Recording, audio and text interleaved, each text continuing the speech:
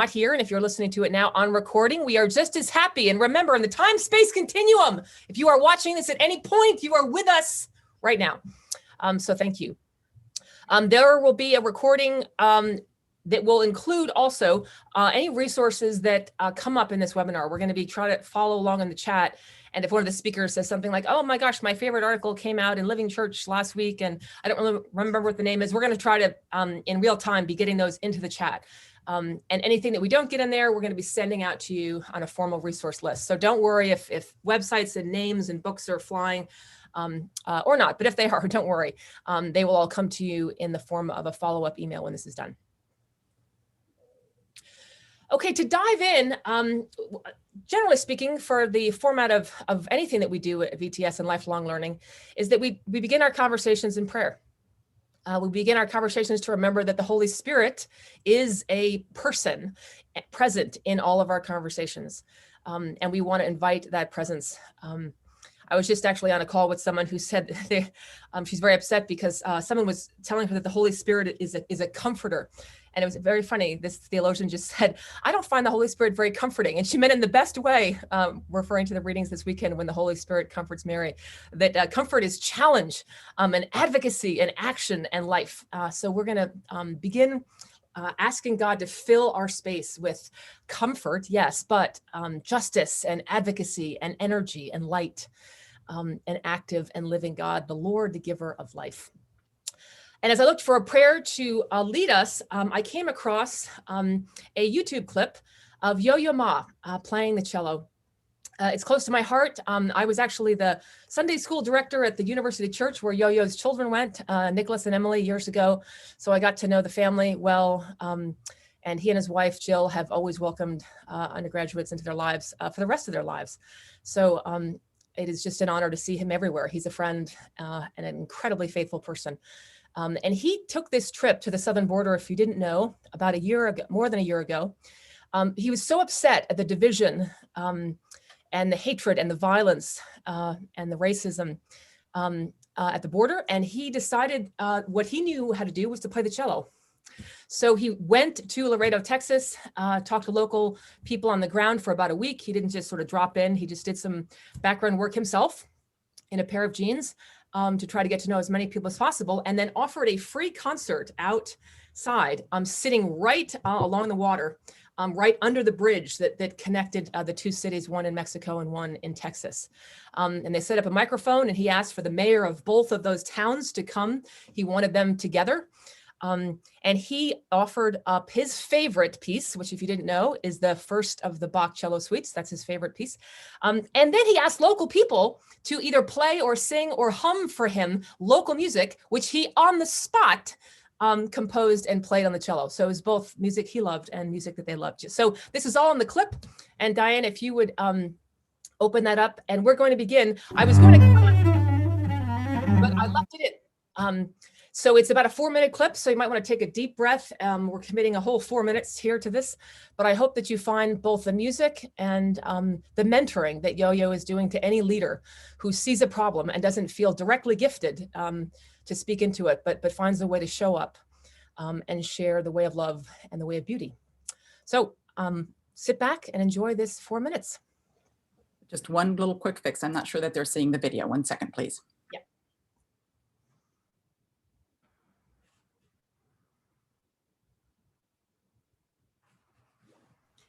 I'll add, just because I was thinking about it, there is another gentleman from years ago, the cellist of Sarajevo. Oh, looks like we got it. Okay, I'll stop now.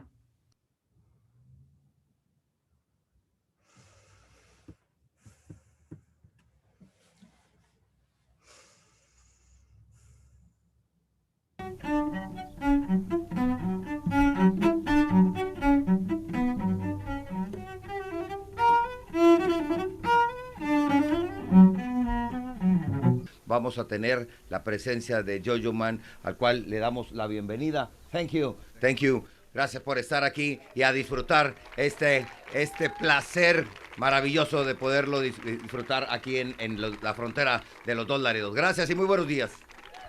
Thank you. Thank you so much.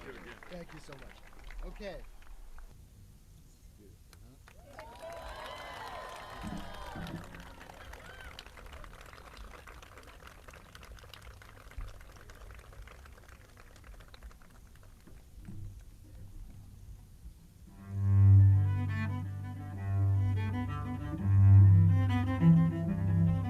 Viva los dos Laredos!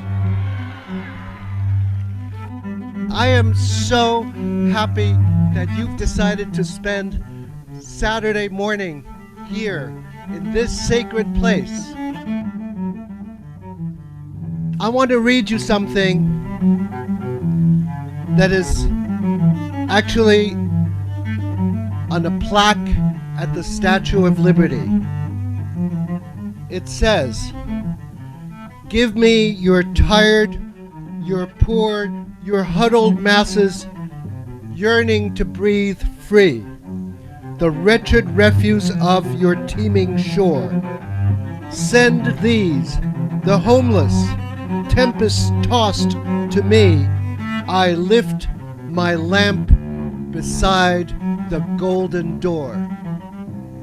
We must live by those words. I've lived my life at the borders, between cultures, between disciplines, between musics, between generations. A country is not a hotel, and it's not full.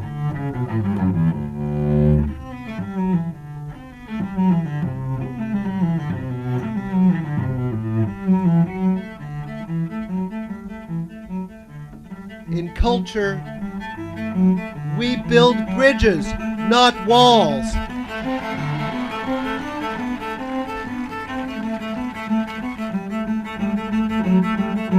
As a token of our gratitude, it is my sincere honor to present to you the key of our city.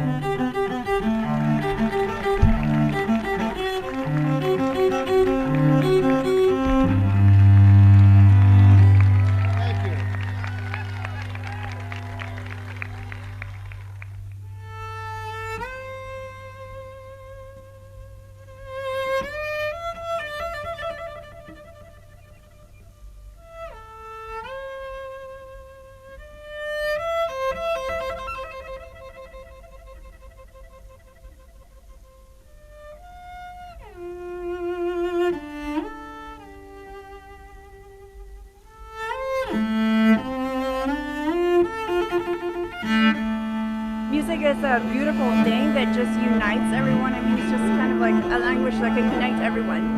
And in regards to what he said, I mean, I definitely believe in it. You build bridges, not walls, to communicate. And I mean, I think it's just a really beautiful message that he's trying to get across, and I think it's just what everyone here hopes for. The message that resonates with me is that this country is not full. This country is not a hotel, right? I loved how he brought in and merged contemporary classical music into high classical. I think that's just wonderful to hear, especially here on the border where we have to combine what we know classically and what we have to do in the modern world.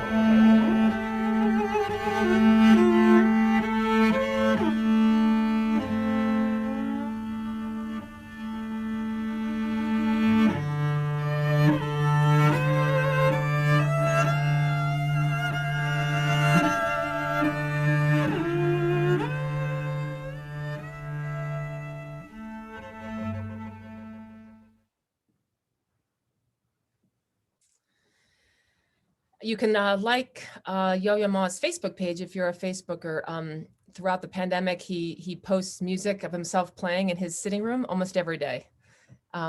Everything from Disney movies, music to Quaker hymns. It's gorgeous. So if that fed you, what you just saw, there's much more, and a continued witness that as a Christian, he's bringing, and a baptized and confirmed Episcopalian. He's bringing what he has to a horrible situation. So let's dive in, and maybe Noel, you can mention what you were mentioning before about that musician, if you want to start there. We won't spend too much time on bios, and with these two, that would take a lot of our time. But I'll just say a few things just so you might be able to connect with our speakers later on, if there's more you want to say or ask or offer to them. Dr. Noel York Simmons is currently the 28th rector of Christ Church in Old Town Alexandria, historic Christ Church. Some of you would know it by that name. She's a graduate of Emory University and from the Berkeley Divinity School at Yale, and then she did her doctorate at the Candler School of Theology. And what I find interesting, among other things, is her interest in performance and publishing on preaching. Her doctorate was, I believe she could tell us more about that, on preaching on conversational topics, which is fascinating. I'll leave it to her to share what she wants about what she's found challenging and life-giving in ministry at Christ Church. But I'll just also not bury the lead. My mother was attending Christ Church when they called Noel to them. And I remember at the time feeling like what Christ Church would offer. My mother retired to this area, and I was suggesting different churches for her to go to. And I was thinking of Christ Church as a place that had some young families and some young adults, kind of mixed group. And then my mother, who's 80, actually went and found a whole community of people her age who were supporting her. And I saw Noelle come in and grow into this community that is intergenerational. And there's just a lot going on. But I'm not neutral on Dr. York Simmons for sure. She's a gifted shepherd because she has not only cared for my mother's soul, but for many people. So I hand the floor over to her. She'll talk for a little bit. Then we'll formally introduce Chris Decatur into this conversation. And we hope at that point that it will be the two of them talking. And again, please drop your questions into the Q&A if they come as she speaks, and your comments and thoughts into the chat box. I give the floor to Noelle. Thank you. Thank you so much for that lovely introduction, Tricia. That was fantastic. And I'd want to apologize. I have this sun flare that right around 3 o'clock every day comes between the two cracks of my curtain, and there's not a thing I can do about it. So, you know, the Holy Spirit, the crack is where the light gets in, right? Isn't that a light of yours? Please don't put it down. Go ahead. So it's wonderful to be here. It's an honor to be here. I've been at Christ Church a little over 4 years now, which I realized a couple of weeks ago means that I need to stop saying, well, I'm new around here. So as a lifelong Atlantan, moving up to Virginia was like a whole new universe.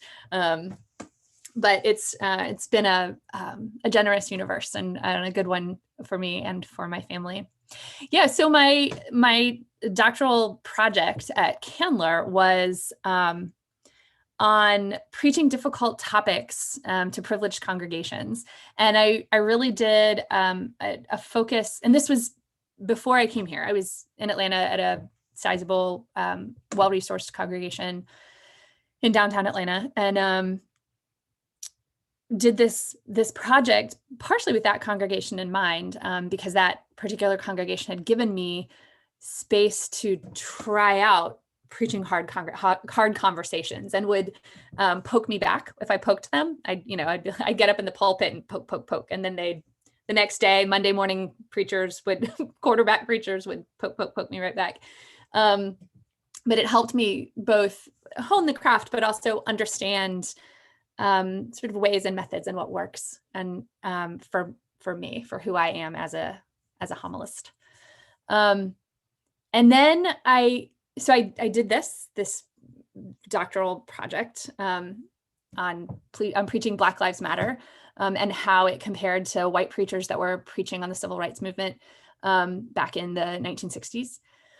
And then I moved up here and found myself in a similar position of trying to figure out how to have hard conversations, not just from the very tall pulpit at Christ Church, the way up in the sky, beautiful pulpit, but also down in the pews and in the churchyard and on the phone and in the streets of DC as well, which was a lot. I was saying right before we gathered together that I've been at Christ Church 4 years and some change, and I can't wait for 6 months without some kind of major event in the life of the congregation that sort of rents everything apart in such a way that we find ourselves piecing things back together. It's a really strong congregation that's been around for almost 250 years. We have a big anniversary coming up in a couple of years, and has, because of its sheer age, has been through a lot. And as we're learning, has a lot to learn about itself, and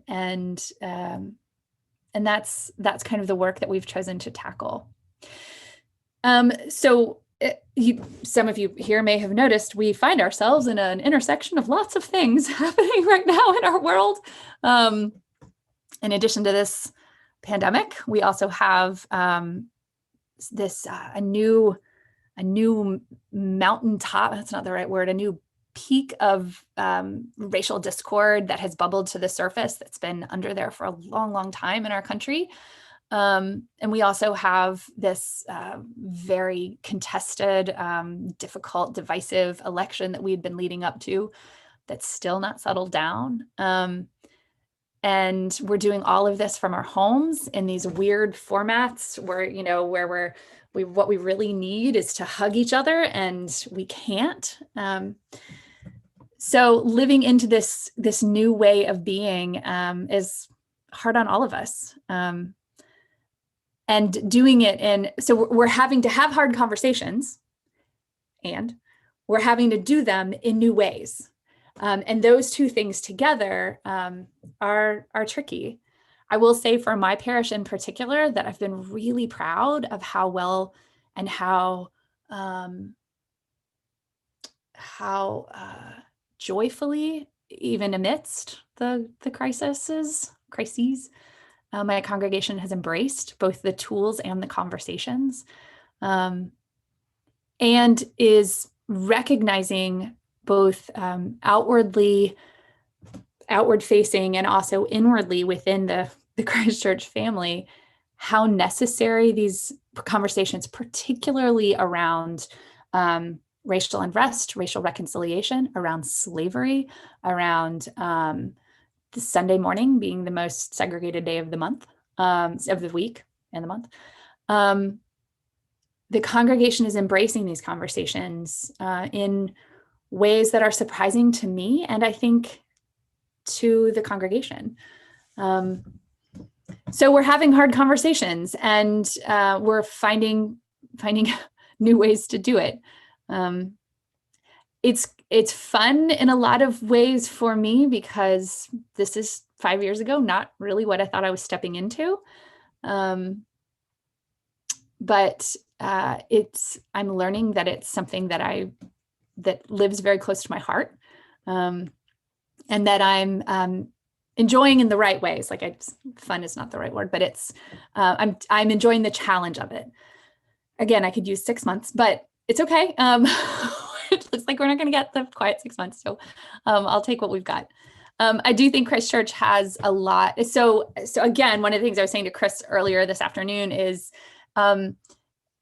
I think a lot of VTS students in particular that may have taken a tour of Christ Church in the last, I don't know, I know at least the last 3 years, but maybe the last 10 years, probably got a very specific glimpse of Christ Church that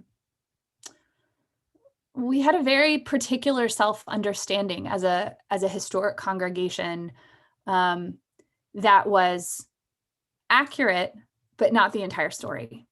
And I think that one of the things that's been really cool for us in the last 6 months is both accepting and also grabbing on to the idea that there is more to our story, and that the more we dig, the harder the truths are going to be, and that more work we're going to have to do to accept them as truth of who we are, and then learn how to love ourselves with all the truths, not just the ones that are shiny and delightful and put us in a really good light, but remember that we are so loved by God. I mean, so completely, deeply, profoundly loved by God that we can have in our history some really terrible, horrific things that were part of who we were as a congregation. Acknowledge them, own them, learn from them, and use them to help us redefine who we want to be. So I'm gonna stop there. I just covered like 37 topics in, I don't know, 8 minutes.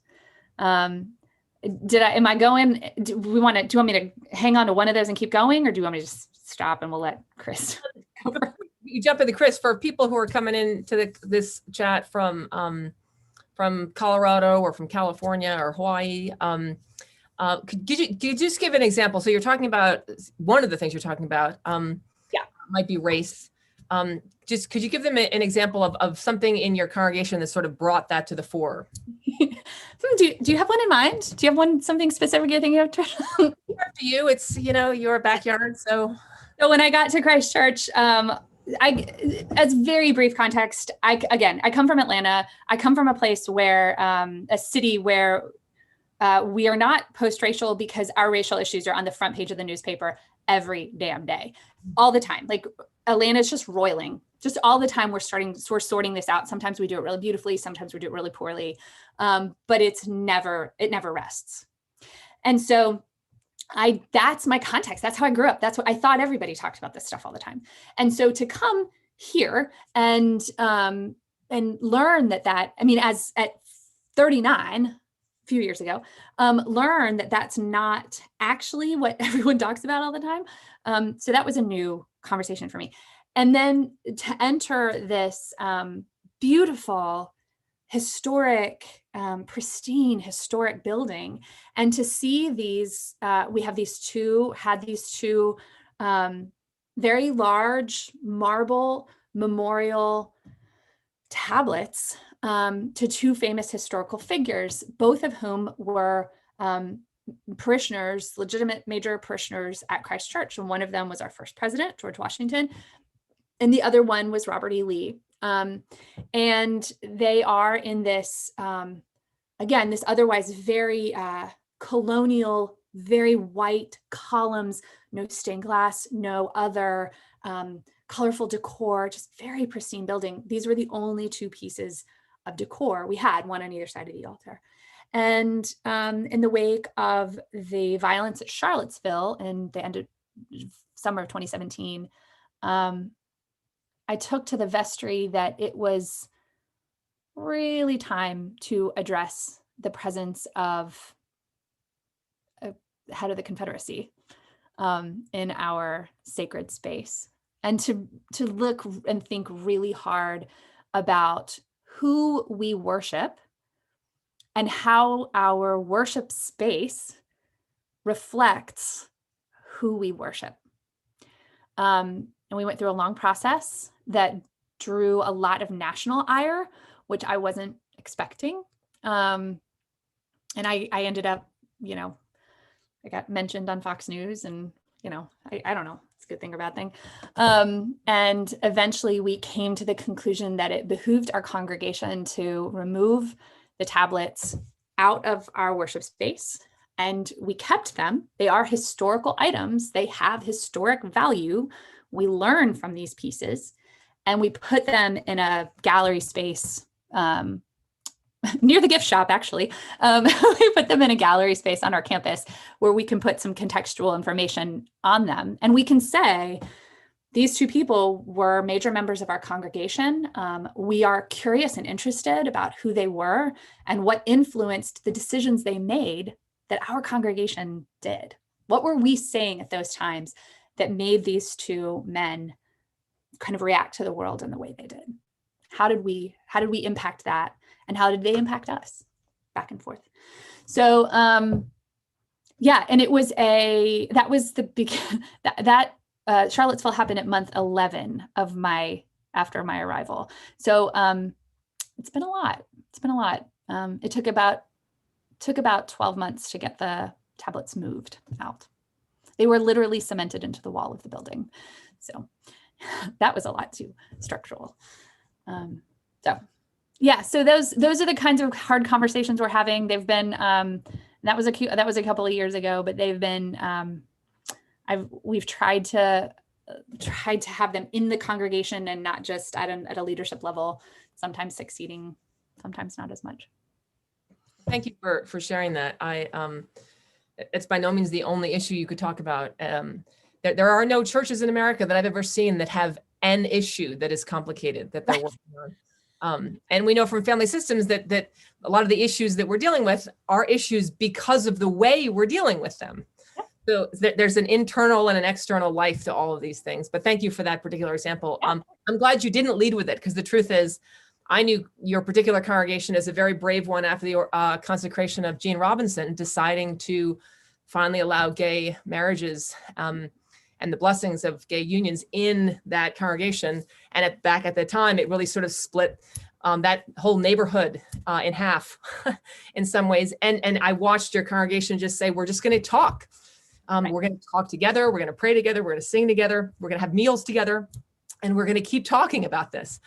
So I don't think of Christ Church as the place that had the Confederate monuments. I think of Christ Church, whose most recent painful continual dialogue with the Holy Spirit was about Confederate monuments. Yeah.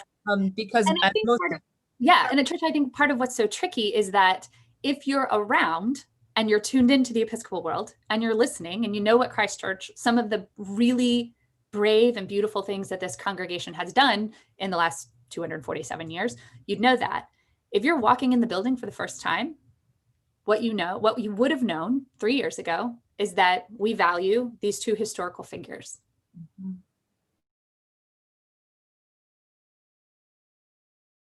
We could do a whole webinar on what you said so well, which is not what is right and wrong about a worship space, but what does a worship space communicate about the communication that group has with God? So thank you. We'll come back. I want to add Reverend Chris Decatur into the conversation. For those of you that don't know him, Chris is actually a native of Cleveland, Ohio, and he is ministering back in Ohio. But we're glad that he left Cleveland for a little while. A graduate of Virginia Seminary. One of the things I love about Chris's story, there's many things. He also serves on the task force, by the way, for the revision of the prayer book. So if you're one of those people who kind of wants to know what's going on with all that, this is not the webinar for that, but just know you are looking at a face who is in the room where it happens, whatever is happening. This is one of the people who's in the room where it's going to happen or not, depending where you are on that issue. He worked with one of the great cathedral deans in our tradition and in our time, Tricia Lyons at the cathedral. And that's where he was the associate minister for children, youth, and young adult and campus ministries before he came to seminary. So he was doing ministry before seminary made it cool as a layperson. And because of that wisdom, prior to being ordained, I know that he was tapped to be a part of a huge Lilly grant here at Virginia Seminary to study and understand baptism and the practices of baptism, to find best practices and to spread them in the church. And he's been a pivotal person who has been part of the research team to look at places across the Episcopal Church and all of our dioceses and try to find places and then get to work with individual places in and season and out, having hard conversations about what their practices are. You can be standing next to water and not drink. So what are the ways that congregations drink from the fonts that they have or not? And we can learn from both choices. So in addition to all that, he is also what we call the priest in charge, where he is at St. Luke's in Ohio. And I'll let him characterize that congregation. But there's a nice match between the enormous gifts number of gifts that Chris brings and the enormous needs of the context in which he's found himself. So Chris, join us. Thank you, Tricia. And I feel like this is almost like a homecoming because of how much work that I did with lifelong learning and still do with lifelong learning, and being able to navigate these digital platforms and doing that within Key Hall at the time, and working with Sarah Stonecipher of trying to do these different digital media platforms, and then now realizing that that was the way how my ordained ministry began. And everything kind of went back to almost the way how seminary began for me in regards to my work and learning through VTS. So I am so excited to be back with lifelong learning and to hear from Noelle and to be able to learn from her and laugh with her, because we were joking about the fact that we really had only been connected via Facebook, but never actually had the opportunity to have conversations before today. And it's just such a pleasure to be with everybody. What's so interesting is, so for some of those, and I know that there are some people who are a part of the class of 2020 that are here with us today from VTS, but we were a part of a group that finished seminary and graduated and potentially began our next chapter in our lay or ordained ministries within this pandemic.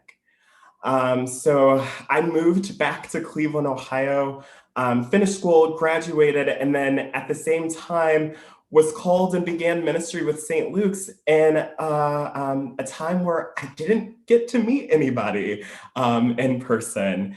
And it was also within so much more of a wider context. So I was ordained the day after the world changed, maybe. After hearing and witnessing via video the kneeling that took place in George Floyd's death. So it was really, I remember talking to the bishop and talking to my family saying like, you know, I'm about to get ordained tomorrow. And this is where we are as a nation, this is where we are as a world, and this is where we are as a church. I then moved in the middle of the protests to where I'm living now that were taking place here in Cleveland, and began at St. Luke's right in the midst of all of that. A community that is very much intertwined and centered within an urban context on the near west side of Cleveland. So we are known as, here in the Diocese of Ohio, as almost a model for our various outreach and kind of service mission-oriented context. So my first day, we had a mobile pantry that had been converted in this form of pandemic to be a drive-through as well as a walk-up where people were wearing masks, and we had about 200 people gathered. And before we began distributing food, the first thing that we did was to pray and to bless the food that we had, but then to also kneel. And to kneel for that entire time that took the life of George Floyd. And I remember kneeling and feeling within my body the pain, the discomfort, and watching people wiggle and be a little bit uncomfortable during that time. Also cars driving by trying to figure out what was going on. And in a way that created a foundation of what my preaching, my teaching, and my entire ministry at St. Luke's has been so far.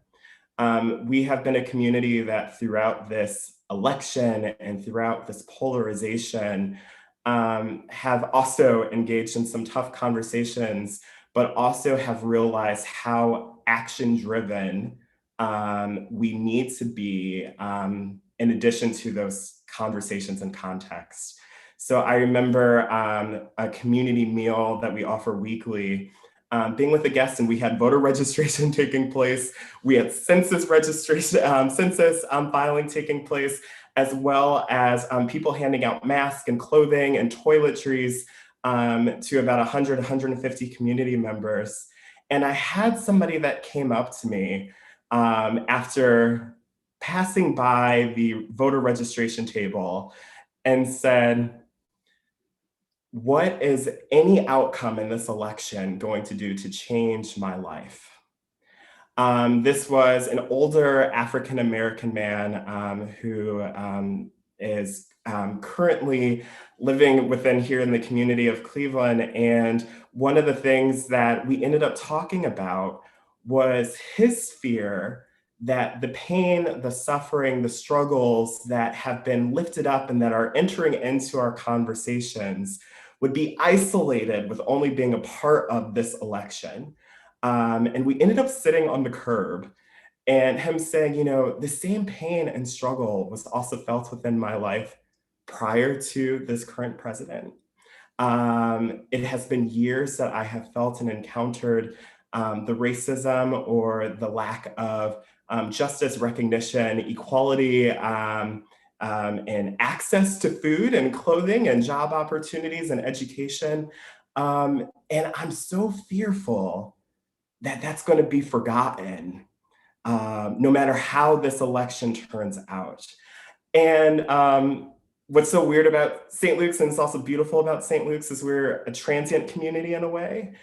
So sometimes I have these powerful conversations and interactions, and then I never see the person again. And sometimes I have the opportunity where weeks later, I might see them, or there's somebody who would come by every week. So I've been fortunate that this conversation did continue a little bit over this time. And it has been something that then has trickled into our wider community context of no matter where you might have been politically, outside of being able to go out into the community and to serve, what are the relationships that are being built during this time? What conversations are we having? Realizing that the suffering, the struggle, the injustice did not change because of this election. But instead, what needs to change is still us. And that relationships need to be formed. These conversations need to be had. And sometimes we have to do the uncomfortable work by starting those conversations. And for me, that has been kind of the whole journey so far. And it's been a great way to be able to learn about the community, I think in ways that might not have happened if we weren't in this pandemic. And I had walked into a building and I was expecting people to walk through the doors. I probably wouldn't be having the conversation of the fact that most of the 300 plus people that do come for various outreach, our various outreach ministries, who typically might stop in for worship, don't have access to Zoom or don't have access to these various platforms. So the urgency of us trying to figure out safe ways to be able to have conversation, let them know that it's so important to be talking about Jesus right now. It's super important to be kind of reclaiming our faith and to not deny it. And to be living into that way of love versus just reading about it. And that has really been kind of where we have been as a community during this time. It's really been realizing that we're a community that has always been centered on action and diving a little bit deeper in regards to the relationship component with it. What does it mean if we're putting groceries in someone's car, but maybe not asking from a distance, how are you doing today? Or I see you. And if you need to talk, join me on the curb. And that has really been, it's been a powerful thing to see how ministry are kind of, for me, the chapel has been the curbsides of Cleveland. So I'll kind of pause there and yeah. Thank you. Thank you. So much of the work you're doing, Chris, is and I was raised Catholic, and in the Catholic tradition, we speak of the corporal acts of mercy. And there's a whole list, and they match the Beatitudes, the things that you're called to do, and it's not theoretical. It's to feed the hungry, clothe the naked, visit the sick, visit the prisoner, free the captive. And at times we can worry about the captive, and we can worry about the sick. And it's very different than taking up corporal, right? Bodily, from Latin corpus, the corporal acts of mercy. And that this is also a huge part of life at Christ Church in Alexandria as well. So you both, one of the reasons, many reasons I asked you both to join this conversation is, although we couldn't talk about those things, people go ahead and visit the websites and the Facebook pages of these parishes, because what you'll see is sometimes when we don't know what to say, our tradition, the Anglican tradition, reminds us that corporal acts of mercy can take place whether or not you're sure that's the right thing to do, or whether or not you voted the same way as the person next to you. It's an invitation to just use your body to love other people, and to use your body of the church to love other people as a church. Remember the confession, right, that we say in liturgy. People often think, well, Catholics and other people, they have private confession, but we do this group thing, and it's actually a lot less stressful. Missing entirely that we do have private confession in the Episcopal Church. And that thing you do in church is when you confess what you as a body have or haven't done. It's a unique confession. for the unique call that our faith communities, campus ministries, prison ministries work as a body, Chris, to do so much of what you do and so much, Noel, of what happens, the corporal acts of mercy. But the corpus is not just you. Chris, you can sit on the curb, right? Because you've got brothers and sisters in the community of your congregation that are praying for you. Lone wolves, I mean, Judas was a lone wolf. Lone wolf ministry is a bad thing. You can get in trouble. So I'm going to just step back for a second, and for the next few minutes, I'll be looking at the Q&A, but I would love if Noel and Chris, if you guys have questions, things you want to say to one another, go ahead. We've got a few more minutes for that. Hey, Chris. Hello. So I'm compelled. I love the story that you opened with, but also the way you opened your ministry by literally kneeling in the street. I mean, that's such a profound witness with the cars going by and the people feeling that discomfort, that corporeality, right, in their bodies, that both the discomfort and the comfort of prayer kind of together. I love that. And I appreciate that you mentioned that you were blessing the food as well, or blessing the bodies and the food that will go into it. Just wanted to say, I appreciate that. It was really beautiful. It was a beautiful story. Thank you. It's so interesting because I think one of the things that, and the many things that I received in regards to your sharing, but also it made me kind of think about that revisiting as well as the journey of St. Luke's. So of really being able to listen to historically where we have been, what has led us this far, and seeing those connections, because those parts can't be denied either, because they're very much what lead us to where we are and being able to think about where we might go in the years to come. So, and I think there's some similarities and context that. Yeah. And I noticed in the chat that Catherine asked if anyone's been digging up the congregation's story. And one of the things that we do have in our favor is that we have both professional and lay historians in Christ Church that love this work, and we have archives, and we have little bits and pieces of things that we hold onto that are precious parts of that tell the story of who we are. And it's also been this, I will use fun. It's been really fun challenging our historians to dig, not even dig deeper, but dig differently. And to find out, because so much of the history we're looking for, particularly the things like the names of the people that built our building. And people go, oh, it was Wren who built our building. Nope, he did not. He designed it.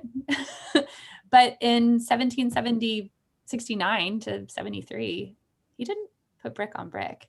Then we're looking to see whose names do we have? Who owned them? Who owned the people that put the bricks on bricks?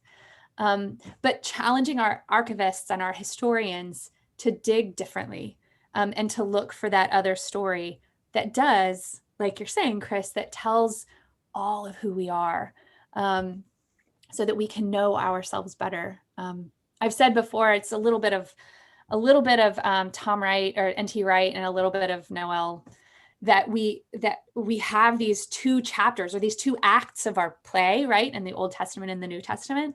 And here we are, we've read Act 1 and we've read Act 2. So we know who our character is, right? We know who we are as God's people. And we're out here like living out Act 3. Here we are, we have all the background. We know who we are and what we're supposed to do. So now we're acting it out. And I sort of see Christ Church going through that process as well. Like if we only know this sort of shiny, clean part of who we are, what does that mean when we mess up in the future about how we act and how we respond? If we're not fully aware of our history of brokenness as well and bad behavior. Mm-hmm. Yeah, Screw Tape loves it when we think that all of human history is a two-chapter book, written and finished, right? And then very quickly, as N.T. Wright does say, that then if we don't think of ourselves in the third chapter, we're actually then immediately chapter 1 and 2 become idols. Right. And that we honor them and read them and preach on them. Right. If you remember from C.S. Lewis is in the Great Divorce, when he's talking about people who are in hell, remember he saves to the end one of the people who lives in hell and visits heaven, but is bored and wants to go home to hell is a bishop who says he has to get back to hell because he's giving a lecture that Thursday on what would happen if Jesus had lived and not died at 33? So there's a whole lecture about what Jesus' later midlife would be about. Right. And he just has to get back and give it. So he gets on the bus and is waiting to go back to hell and leaves heaven behind. But it's just such a great thing that it just shows that the most religious people can miss this moment where we've got to be Jesus right now. I have a quick question for the two of you. Where have you found, I see there's one question here from one of our deacons in DC who asks, how do we have hard conversations or do hard things when the pandemic is going to get worse in an hour from now, a week from now? I mean, we're going down and not up in terms of our ability to be together. So either one of you have a response to that, which is how are you thinking when you're planning what it looks like to even have a conversation about people's wellness, both just in terms of time and means, and also to remember things Chris was saying. What about people who either don't have access to Zoom or who are on Zoom all day, either as children or as grownups, and that actual medium is exhausting and lifeless. So do you have any responses to that particular question? How do we do this when we can't do much together that's safe? Chris, you want to take a shot at that? Sure. So I think there's a couple things that sparked my mind. One is I think I have become super grateful for technology and the things that I didn't necessarily, I might have thought kind of like, oh yeah, like Facebook or oh yeah, like a Zoom meeting. And I've really had to push myself with these various resources and platforms to find ways to be able to truly to still have those kind of like human connections and interactions in a new way. And it's still been powerful. I mean, for us, one of our platforms is Zoom for worship. And to be able to experiment and see how we can still trigger the senses and hear story and have people actually encouraged to share their story, whether, they might be near a picture. And you can say, well, who's in that picture? And these are things that might have never come up if we were in our worship space together, at least maybe not in the same way. So there's been that kind of that platform in that way there. Being out in person, and of course, every time I tell this to all of the volunteers that come across the entire Diocese of Ohio for our various outreach ministries, that we might mask up and we social distance for these various outreach ministries and engaging with our community members, but we know that there's still risk factors within all of that. For some of it, I also think that, this is a time where we can really think about our actions speaking louder than our words. So when going to the grocery store, if you're doing a drive-through pickup, what does it mean to wave or to actually acknowledge the person that might be putting groceries in your car and to say thank you? Or to be at a red light and to, from a distance, say something to a neighbor that you might be, or a community member that you might be passing by. I think there's just ways that I think we are invited right now to be even more aware of our surrounding and think about how we might communicate more without actually having to be close in person. But through our actions. It kind of just always draws me back to some of those early childhood teachings and realizing how sometimes relying so much on our words and so much of those kinds of gatherings, but yet people are everywhere. And yet we can still, we do communicate whether we recognize it or not based off of our bodies. Yeah, which is so hard because we, clergy, and everyone, but I speak for myself, we're tired. We're, that the longer this goes on, the harder I find that it is to maintain that patience and that kindness and that gentleness and that grace for other people.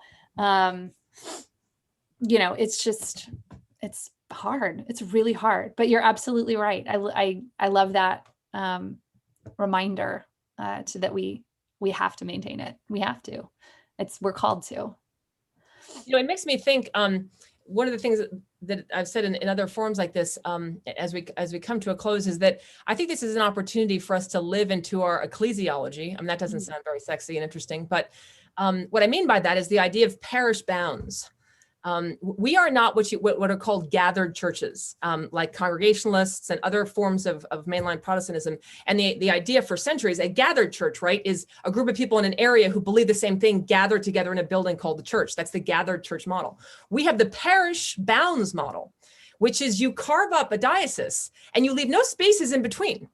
And the church building is responsible spiritually for everyone in the bounds. There are members in the bounds, but the bounds are members plus everybody else, including animals and creation. And we have this great ecclesiology that says the members are maybe the least number of people in your bounds. Now, a lot of you lead congregations that are kind of commuter churches. That's fine. And what you're saying is not a lot of our members live in the bounds, but call them to this awareness, because if you don't know where to begin, a couple of people have been sending questions, where do you begin? Begin in our ecclesiology as we always talked about the parish, and that's why it's called a parish church. And sometimes people say, well, that's so redundant. And that shows they think parish and church are the same thing. Parish church is not redundant. That's the building in the parish that is the spiritual center and hopefully the energy of where God is calling. But we're responsible for everyone. So walk the bounds and invite your people to walk the bounds. Imagine, some of you said, what do we do next? What if you just invited people to just start walking, if they're able, through the bounds and praying for people? Just stop outside a house. Be known as the people who are walking. People probably don't even know they're in the parish bounds. And have them not experience that as some kind of colonialism, which at times it was. We can't lie about that. But think of it as, what would a redeemed parish view be? And it would be that the people across the street, the proximity, right? Brian Stevenson, the great worker of mercy and justice, tells us the beginning of justice work is proximity. You have to be proximate to these issues. Our ecclesiology is God has put us into a particular space and time. So start waving, right? Chris and Noel, right? Start waving, start praying. Start saying, why is that there? Let people know what you believe. Our denomination calls us. It has already given us a people to be proximate. And their issues have to be our issues. And their care is our charge. And their teaching is our reward, right? We have to learn from where we are. So thank you to both of you. We have some resources that we've put up. Again, we will be adding. One of the things I'll do right after this call is over is ask our panelists before they go, is there something they've been reading or a blog or a podcast that's been feeding them? So we don't have time now to go with that, but we'll be adding that to the resource list if there's an answer they have to that. And just know that when you get this email back, if you have resources, email the seminary back, just answer our email, because we want to be building what is feeding you, what kinds of spiritual food. Where are you finding the life of Christ, who said, if you remain in me, I'll remain in you. So let's find out where Christ is remaining in our resources. And I want to take this opportunity to thank both of you for the time that you've given. We wanted to model having a conversation about things that are hard and beautiful. Jesus said, you will have trouble in this world. So that's not news, and it's not new. But he says, take heart, I have conquered this world. So thank you for spending an hour of your Advent, all of you who are on this webinar. We hope to see you in future webinars, and you'll see on the screen. There are things upcoming for the Center for Lifelong Learning. So go ahead and check out there's a Facebook page for Lifelong Learning, and know that these resources are here for you. We're here to serve the church. But thank you to the two particular servants of the church. God bless both of you and your work, and all of you who are on this call. Go forth into the world, be peacemakers, and we are lighting our Advent candles as a body together. So thank you very much, everyone. And we hope to see you at the next Lifelong Learning event. Take care. Bye. Thank you.